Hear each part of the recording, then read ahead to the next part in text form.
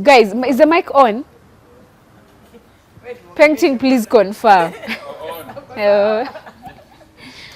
So mtu wangu, kama mtaa yako iko na hizi manyanga, like hizi matatu zina duf. Ngong, Rongai, those are the routes that I know because I've lived there. Make me understand why ukitakanga kukaa hapo mbele unaambiwanga kuna mtu, and then 2 or 1 minute later unaona warembo wawili wakiingia. Mbona hatukaangi hapo mbele sisi wengine? Why are they discriminating against us? Mani hiyo inaitwa cockpit.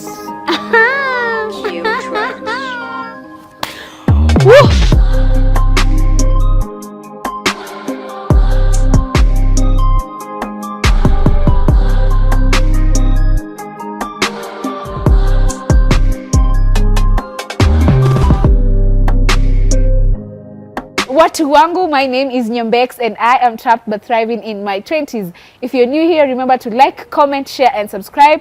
We are just talking about our adulting journey, our adulting process, our transitions, you know. And yes, we're just here to have fun, nothing serious, guys. And remember, if you have a story you'd like to share, please, you can always send it to my email, trappedinmy20s@gmail.com. My name is Nyombex and let's get to this story. So, Episode 2, niliwashow story yangu vile lili transitions. Yeah, so I told you how I transitioned into adulting and whatever I went through, characterized by poverty. Umaskini was the order of the day. But we are here to tell our stories, right? So if you remember, I went to Maseno University, the only university on the equator. So our university anthem went like this. In Maseno, work is pleasure. For to flourish we do treasure, and forever we shall be shining in the varsity on equator. Guys, I suck at this thing. So yeah, the only university on the equator.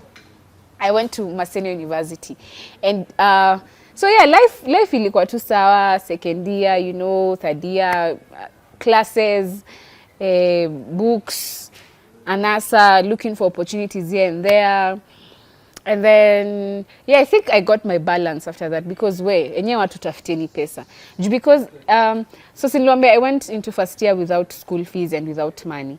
But the minute I applied, like the help money now was constant. Guys, look for money. Poverty is bad. Wanange, poverty is bad. Look for money. I'm also looking for money, because at least then I could afford my small change here and there. Of course, nikishalipa school fees, because bulk of it was school fees by the way. So nilikuwa nabaki, I think, na around, ukishalipa semester 2 unabaki seme na 20 za kubeba hizo semester 2. So it was not much, but had to complain, but it was good money and it helped me. I will not speak for others. It really helped me. And I remember pia in campus I had to, you know, now I had to, inaitwaje ya kizungu, I had to top up. So ukishapata hido ya help, nimekwambia unabaki na 20,000 ikusukume the first semester and the second semester. For the 2 semesters you have 20,000. This 20,000 should be your kama unaishi nje, your rent, your food, and maybe pia mngaro. Uko kampo huwezi kosa kungara, you get. And I remember we got to, I think, was it third year or no, second year, second semester. Tulirushwa nje sisi. I mean, not in a bad way, but of course then that time we took it negatively. Tuliambiwa hatupewi accommodation ndani. Sisi continuing students. So first years were given priority. So us, we had to look for houses outside. And houses outside, they were like, ilikuwa na depend na area unaishi. If you know Maseno, there's an area called Mabungo. There's an area called Nyawita. And then there's this other side, huku chini sasa kwa main road, there are houses as well. So depending on where you stayed, rent ilivari. The same way as Nairobi. Ukiishi Kilimani, rent ni different na ukiishi Ngong, ukiishi Huruma. Rent, you get me, rent inavari. So situshaambiwa hatupewi hostel ndani. Na unafowanza classes. So the only wise thing to do is tafuta accommodation nje. Na accommodation nje was either, most landlords preferred ulipe semester wise. So you'd get a house, either you pay 20k per sem, you get, and maybe, and the sem will roll over to either 4.5 months, and then that, depending on the arrangement you had with your landlord. So 25, kuna za 30, basically depended on where you ulipata nyumba. So nilipiga hesabu, hii help ukishabaki na hii 20,000 bado it's not enough, you get. So what I did was nilitafuta job za promo. If you hear me today telling you I do not do promo jobs anymore, si maringo. Trust me, si maringo. I think imefika point yenye, let other people do it so as to experience that nini as well. But for me, aki job za promo hapana.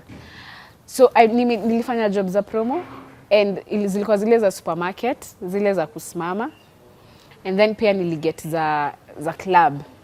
So we'd have an activation going on in a club, and it will be like, you're there promoting either the new drink or depending on what the kind of agency you have and the kind of promotion. Guys, banangia tujazoea hizi vitu. Depending on pia the brand you're working with. And so I did them.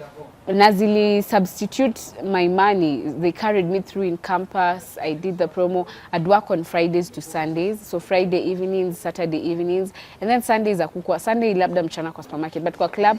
So I'd work mchana ya supermarket, alafu usiku ya club. Na club ilikuwa inaisha saa 6. Yeah, that was it basically. And that was how I substituted my money in campus. Yeah, so the promo jobs really substitute my money back then in campus, and it was I think it was amazing. There's some things I learned throughout the promo jobs, and that's why to date nasi maringo manini, but unless nifikishwe mwisho aki promo jobs, it's a no for me. It's a very big no. So I remember one time I had so this time I've probably moved on. I've healed from the heartbreak. So this time I have a boyfriend in Nairobi, and he tells me, "Hey, so tembe ukuje Nairobi." Nikamwambia sawa, tuma fare. By the way, sikukula fare. Nilikuja Nairobi. But nilikuja Nairobi nikaenda kwa mama yangu. Nilikuja nikaenda straight Rongai. So I think I traveled on Thursday night, Friday nikalala, traveled Thursday night, nimefika Friday asubuhi nikachill. So we had agreed we meet on Friday evening, I go for a sleepover, Friday evening to Sunday, yeah. So that Friday evening, I'll tell you, that story I've probably shared it here, but I won't talk about it again. So that weekend I'm in Nairobi, mamangu ananiuliza, Brenda yani Brenda wangu, nini imekuleta Nairobi?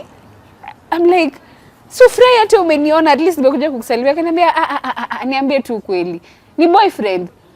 Nikamwangalia nikamwambia hapana, mimi nilipata tu pesa nikakuja. Akaniambia sawa. So that was on Friday. So alishangaa, Friday evening siko, Saturday evening siko, niliresurface on Sunday. Akaniangalia tu akaniambia wewe jichunge tu. And then I remember one thing she told me that I have never forgotten to date. My mom just told me, Brenda, ukipata mimba, we leta tu nitalea. Ushaiangalia mamako unashanga, what?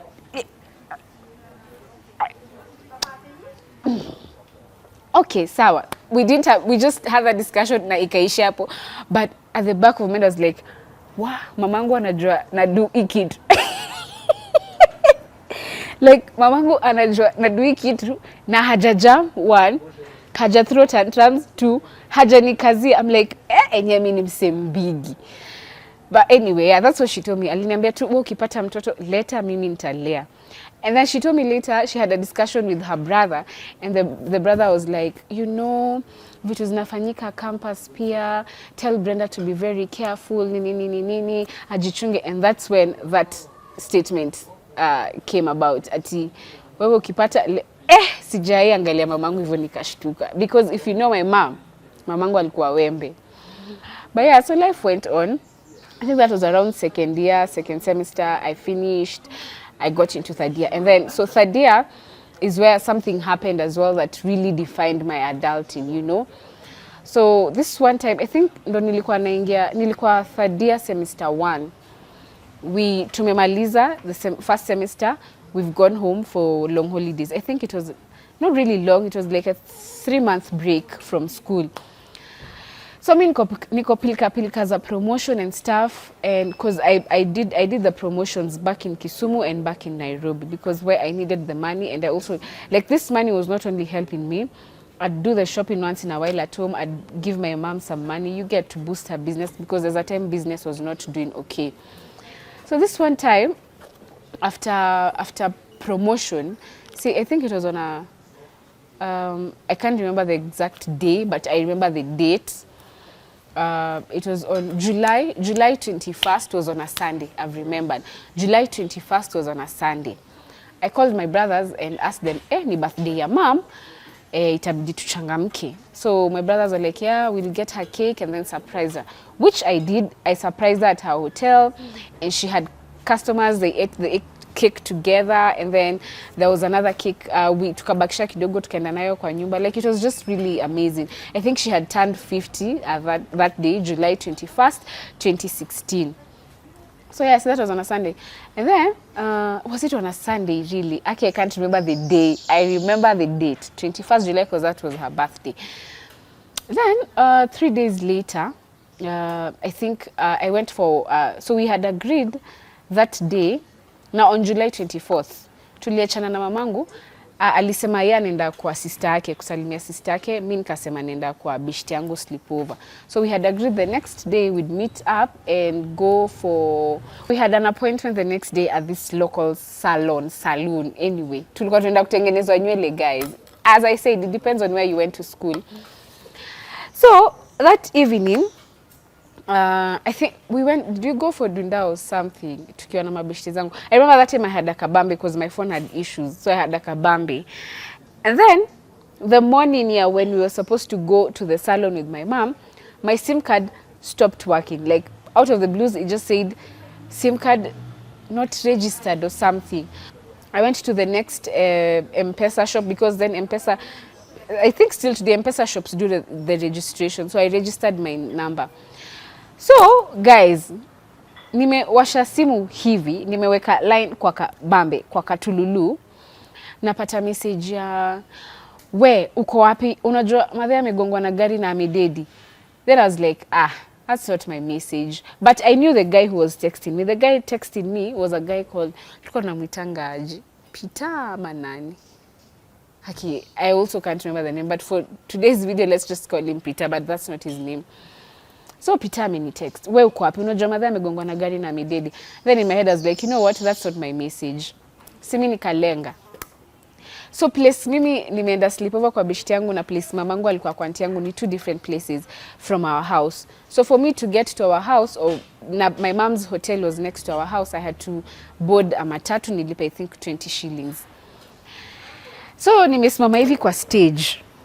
Mamangu alikuwa anajuana na au makamagera na madereva na makanga wa hiyo route ya Rongai.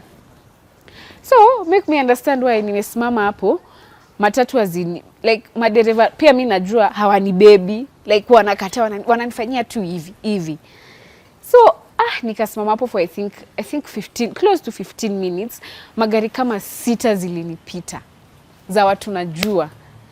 Haya, so nimesimama tu, sijui kama ni ujinga ilikuwa inanisumbua ama tu I was just tired. I just wanted to go pick my mom to the salon. This tuk-tuk comes and stops. Na nasikia, Brenda, ingia hapa ndani. Kuangalia ni umse najua. Ni regular customer wa mom. Namwambia, namuuza, kwani magari zimegoma? Mbona hazitaki kunibeba? Akanyamaza. Akanyamaza, akaniangalia. Nikamuuza, but nikamuuza, unarudi hivi chini kwa madhe, because he was going this direction and me I was coming this direction. That's the only way I can. Like, he was going this way and me I was coming this way. So nikamwambia naenda hivi kwa mama, unarudi hivi chini. Akageuka. This guy haniongeleshi this whole time. Akageuza tuk-tuk, tukaanza kuteremka chini kwenda Masai Lodge. If you know Rongai, you know what I'm talking about. Nilikuwa huko juu Kobil, so I had mbele ya Kobil kidogo, so I had to find my way back to Masai Lodge. So this whole time kwa tuk-tuk haongei na nimse hanyamazangi. yani huyu mtu anyamazangi. So namuuliza, mama amefungua. Akanyamaza. Kidogo kidogo akashika simu. So sijui kama alicall ama ni call iliingia ama alikuwa na pretend, I do not know. So si ako kwa simu nikanyamaza. Na try kucall mamangu, namba ya mamangu haingii. Nikasema anyway, si mtu wa tuktuk ananipeleka. So tumefika Masai Lodge, si mamangu au wasi walikuwa nakula kwa hoteli ya mamangu. So kila mtu ananiangalia zile za I can't describe the look, but ilikuwa zile look za yani kila mtu alikuwa tu ananiangalia. So tumefika kwa hoteli ya mamangu, imefungwa. And I'm wondering, ni imefungwa na ni mteja na tunafaa kwenda salon. I think we had the appointment at around 1. She was to get braided and I was to get braided as well, I think. Mimi nashanga. So tumefika kwa hiyo hoteli, mtu akasimama. Akasimama I think for like 10 seconds. Akawasha tena tuktuk, akaenda mbele. So kwenda mbele was this school called, there's a school there that was called, is it Mbagathi? It was a high school or something. There's a teacher there who used to be a regular customer as well at my mom's. So hii tuktuk akawasha akaenda akasimamisha nje hiyo shule. So vile tu tumefika kwa hiyo gate hivi, gate inafunguliwa, that teacher anatokelezea, ananiambia Brenda kuja. So in the process, I'm there, I'm looking at this jamaa. There's another woman who's come running and crying. You get. So amekuja anakimbia kile akisema Brenda, pole. I'm like, guys, nini na happen? So I look at her, namuuliza ni nini? She kept akashinda amesema pole. So mimi I'm like sishikanishi. There's so much going on. Me, I'm trying to call my mom, she's off. This other teacher wants me to sit in the office. And then this other woman is shouting, Brenda, pole. So, mi niko hapa kama statue, kama cinema. So, this tuk-tuk guy finally says, Brenda, pole. Mama aligongwa na gari. So I'm like, okay, kama amegongwa na gari, si twende hosi. I tell that teacher guy, si twende kwa hospitali pali mama ako. Then he tells me, kaa hapa, tunaenda. Then this tuk-tuk guy walks out. So I think sijui kama alilemewa, yeye alitoka. This other woman, now ameacha kupiga nduru, analia tu. You know, so me I'm wondering, wadau, what is happening? So me I'm waiting for this. See, this teacher guy has told me, tunaenda kwa mom. So I wait there. So I have a katululu. My phone rings. It's my auntie. My auntie calls me now. Sister wangu where my mom went for a sleepover. She calls me and asks me, Brenda, uko wapi? Nikamwambia niko hapa hizi sides za hoteli ya mom. Namngoja, but kuna story nasikia hata sielewi. Akaniambia umeenda kufanya nini huko huyu? Akasema hivyo. Umeenda kufanya nini huko huyu? Akakata simu. So me, this whole time, I don't know what's going on. I'm waiting for this guy to take me to where my mom is. Si amegongwa na gari. This other woman is still crying. This tuk-tuk guy has walked away. My auntie amekata simu akipiga nduru. So I just looked at that teacher guy. Nikamuuliza, nini imefanyika? Niambie tu. Like, just tell me the truth. Akajipea shughuli for I think. Akaniambia ngoja tu kidogo nimalizane na mzazi mmoja hapa na rudi. Akaenda, akarudi. Nikamuuliza na ngoja. He tells me ni kweli mama amegongwa na gari. Nikamwambia hiyo part najua. Like, can you tell me something new? You get, hiyo part nimesikia. Na umeniambia kwa hospitali. Si basi uniambie ni hospitali gani niende mimi mwenyewe. Akanyamaza. I think alinyamaza for like 10 seconds. Akaniambia, Brenda kweli mama amegongwa na gari lakini amekufa. As in, like, few minutes ago uliniambia kwa hospitali, sasa amekufa. So make me understand. Na akaniambia mama aligongwa na gari but hakusurvive, hayuko hospitali. Nikamwambia, na sungeniambia hivyo kitambo. So I think nilijam hiyo point. Nikajam, nikamwambia sungeniambia tu from the beginning nijue how I'm handling this thing. Akaniambia pole but hivyo ndio imefanyika.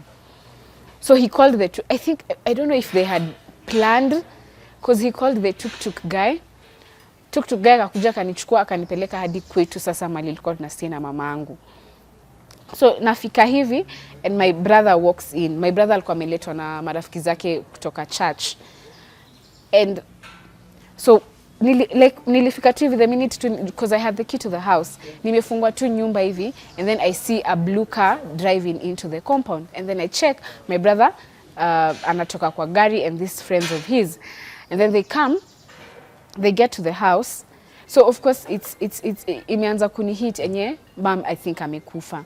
Hii time yote I think sikuwa na understand. So in my head I'm like, okay, sawa, mama amekufa. So tukaingia kwa nyumba, nikasalimia bro, tukaingia kwa nyumba. I could see his eyes were red and these other guys were like shook. They were like, you know, they don't know how to handle us. Hawajui watusalimie, watuambie pole. I mean, it's always funny how you don't know how to handle someone who's mourning. It's always an awkward moment there. So hawako sure wanisalimie, waniambie pole, they don't know. So tukaingia kwa nyumba and then my brother our second born brother walked into the kitchen and then he started crying. I think that is when I believed, oh shit, mama me did, you know.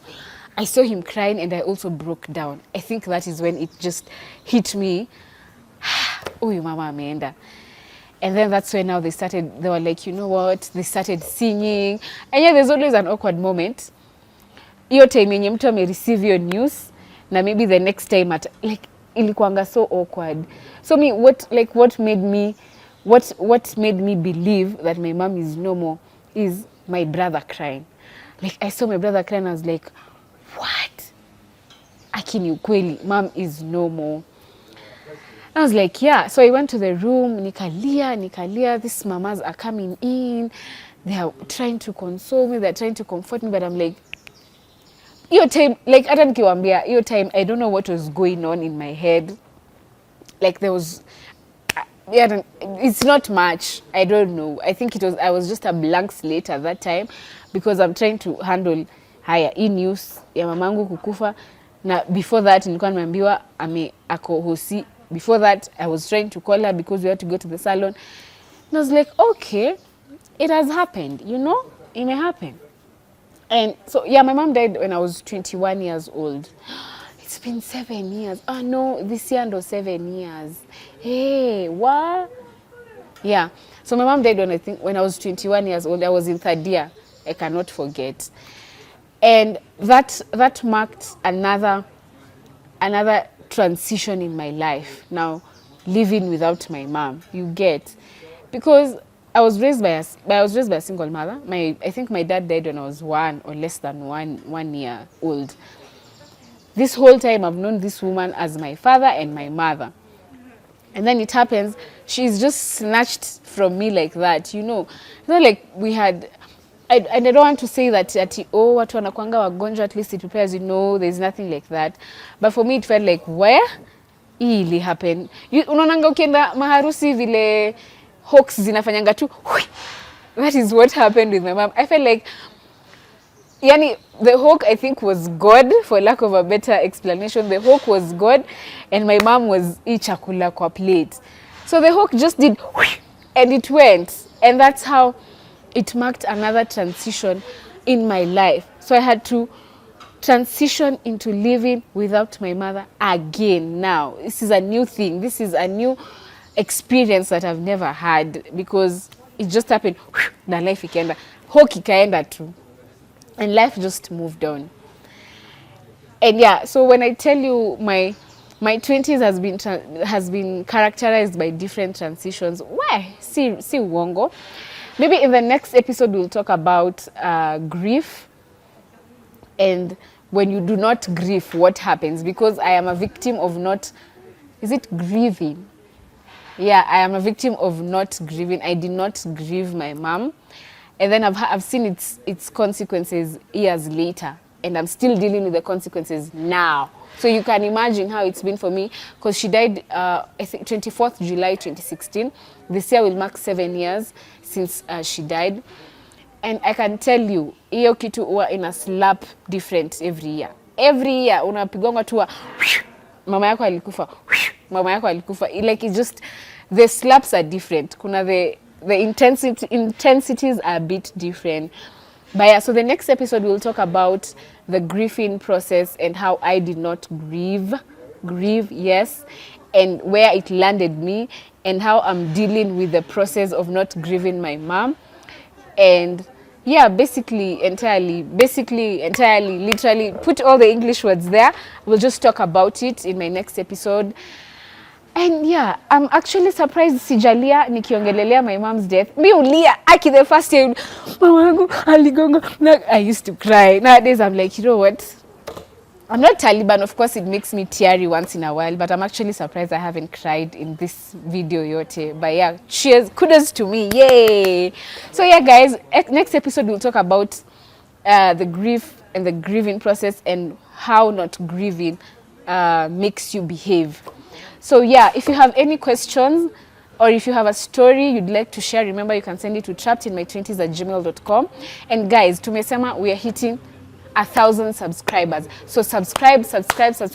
Remember to like, comment, and share as well. Otherwise, I'm your girl, Nyombex, and I am trapped but thriving.